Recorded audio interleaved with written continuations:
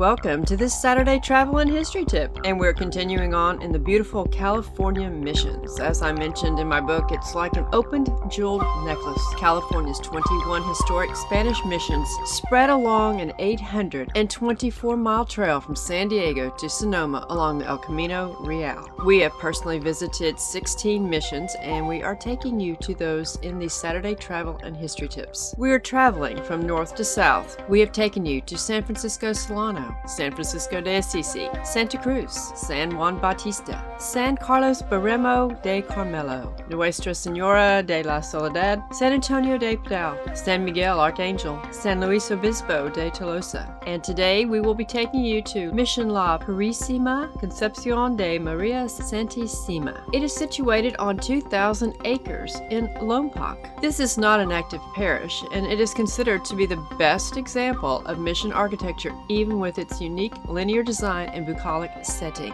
Missions were designed to be a complete community, and in addition to 37 rooms with many original features, including tile floors, the highly complex grounds and displays are fantastic, including live animals and extensive outdoor displays like tallow vats, hide racks, and an olive mill and press. Living history demonstrations, reenactments, and encampments are often held here, and the National Park Service and the Civilian Conservation Corps fully restored the 20-building complex during 1934 to 1942. Plants from 20 other missions were brought here to form one of the finest collections of early California flora in existence. The state has done an impressive job of completely restoring the mission complex. As soon as you enter the property, you'll see the map of all the places to go see at this wonderful site. Each of the missions in the California mission system was designed to be a complete community. The farms and workshops were capable of providing for the needs of 1,000 or more residents. In 1820, La Purísima Mission's population was 874, including Franciscan padres, soldiers, skilled craftsmen, and Chumash Indians. Here are the hide racks and the beautiful, very unique entrance gate and the bell tower, and then the church to the right with all the other buildings. I love the paint job on this building. The design and size of La Purísima's original belfry is unknown. The uppermost bell is carved from wood. The placement of wooden bells was common until the mission could purchase a bronze bell.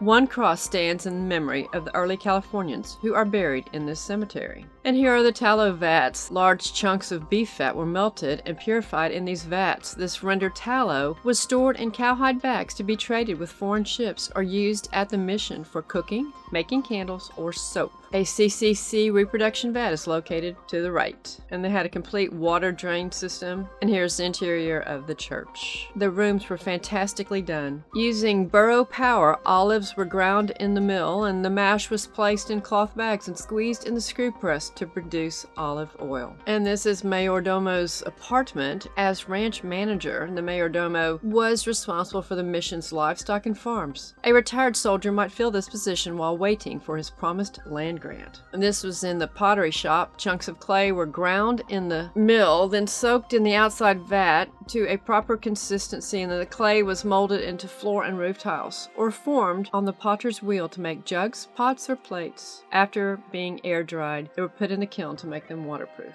The Civilian Conservation Corps left this room to show how the original and reconstructed walls are bonded together and reinforced with modern concrete. And we all know what this is. Not a whole lot of privacy, is there? And then there's the granary. The grist mills powered by burros were a primary method for grinding the wheat, corn, and barley into meal. We went from Lompoc to St. Inez, but on the way we stopped in Buellton at Pea Soup Anderson's. We split a really good tri-tip beef poor boy and each ordered a bowl of their famous split pea soup. Tri-tip is a cornerstone of the Santa Maria Valley, and 2 or 3 pound triangular cuts of meat from off the top sirloin are popular in California and in Arizona. If you're ever in California or Arizona, be sure and find some tri-tip. Back to the missions. Located in the tourist-oriented Danish town of Solvang, find Old Mission St. Inez Virgin y Martyr. It is the 19th mission, and it was constructed in 1807. A lot of times you'll see different dates on these properties. It's because there may have been a temporary structure built and then a bigger structure built a few years later, so sometimes the dates don't always match up. Solvang is a really neat town to go. It's kind of a tourist trap. The mission was named in honor of Inez, a 13-year-old Roman girl who refused to sacrifice to pagan gods and was martyred in AD 304 1984. The self-guided tour of the mission passes through one of the best mission museums and includes audio recordings explaining specific items, timelines, and plenty of artifacts. The church is known for its extensive collection of church vestments from the 17th and 20th century. See a chasuble worn by Padre Serra. Did you know that you are standing where the first institution of higher education in California was built? In 1844, the first seminary of the future state of California was established here, built within the Mission Santa Ynez quadrangle. It was named the College of Our Lady of Refuge of Sinners. Here you can see a portion of the original floor of the two-story building, which ran north and south. Just like the church, it was made of adobe with a tile roof and about 120 feet long and 50 feet wide. The exposed floor that you see is asphalt and is typical flooring for that period. The Chumash used asphalt for many purposes prior to the Spanish colonization period and gathered it from natural petroleum seeps or from beaches. Its historic grape arbor is splendid, and I wanted to remind you that many of the missions do offer ink stamps to place in your national park passport books. You just need to ask them. This mission offers a stamp of the original brand of the Santa Ynez mission of 1820. And there we go with the difference in dates, because they would get destroyed, damaged some way, and rebuilt or enlarged. One Saturday afternoon, during the tenure of Father Uria, a senseless raid was made on the mission. We are told that a young Indian girl named Pascuala warned the priest in charge, Padre Francisco Xavier, in time and thus saved Mission Santa Ynez from being wiped out. Pascuala's people were the Tulares of Tulare County. Often she had stopped with her kinsfolk at this mission on their journey to the coast for shells and fish. On one of these journeys, she became very ill and was cared for at the mission until she was cured. Pascuala and her family were so grateful that they became Christians. Her father was working in the mission vineyard when some of his own tribe killed him and carried the girl and her mother back to the Tulares. The mother died 4 years later. One day, little Pascuala heard that the Tulares were about to attack her beloved mission. That night, she made good her escape and ran, wildly praying to reach Santa Ynez. After several torturous days, she staggered into the mission. Padre, Padre, war, war! Padre Francisco had been a soldier before he became a missionary. He helped set up the mission defense. When the Tulares appeared with their bows and arrows, they set fire to the buildings here at the rear of the church, but were repulsed and fled. The mission church was saved, but Pascuala's act cost her her life, for she soon died of a fever contracted when she made her escape. It is said that she was buried in the mission church. The cemetery is dedicated to the memory of over 2,000 Chumash neophytes who built, lived, and died here at the Mission Santa Ynez. It is also the final resting place of close to 500 early settlers and 5 Capuchin friars who served here at the mission. The first burial took place in January of 1805. Its exact location is unknown, but contains the remains of an infant Chumash girl named Cayetana. The last burial took place in 1975. The wooden crosses are not original, and the location of the exact grave sites in many instances are not identifiable. This replica was made from the original tile in 1970. It's cute, isn't it? Outside, across from the parking, we find the Mission Reservoir, which was built in 1804. This reservoir received water from a dam and aqueduct built by the Chumash. The dam was located along Alamo Pintado Creek, some 2 miles from here. The water was stored in the reservoir and delivered an underground pipeline to the mission village 200 yards south of here, and used for drinking, washing, and irrigating the mission orchards. I'm only going to get to 2 missions this week, and next week we'll go to Mission San Gabriel Archangel, and it will have its own Saturday travel and history tip because it is such a fascinating and large mission. American history.